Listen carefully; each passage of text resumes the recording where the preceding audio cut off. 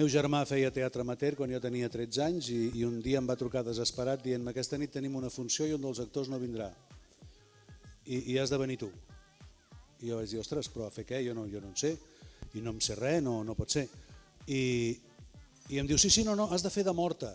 I vaig dir, bueno, doncs ja vindré, i em van disfressar de morta i em van tenir arrossegant-me per aquell escenari durant tota l'estona. I m'ho vaig passar molt bé. Bueno, i vam anar fent, i vaig anar fent funcions de forma més o menys seguida i al final m'hi vaig acabar dedicant, sí. No és possible fer-ho només d'una manera. Hi ha d'haver, evidentment, una utilització d'una formació tècnica, tant a nivell d'anàlisi,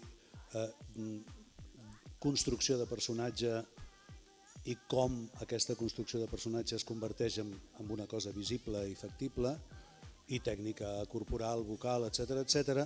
Però també, almenys la manera que jo tinc de treballar, si no em crec el que faig, a mi se'm fa molt difícil, em sento molt fals. Un dels llocs on apliquem la nostra feina té les seves virtuts i els seus defectes.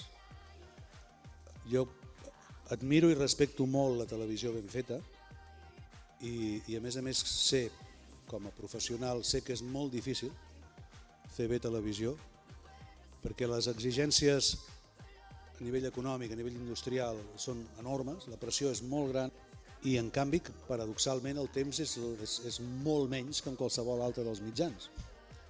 Sí, en el lloc on hi ha més pressió, on hi ha més diners, on hi ha més risc, és on hem de fer les coses més de pressa. Però, insisteixo, fer televisió bé, per mi té molt mèrit, i quan veig un bon producte de televisió em satisfà tant com una bona pel·lícula o com una bona funció de teatre.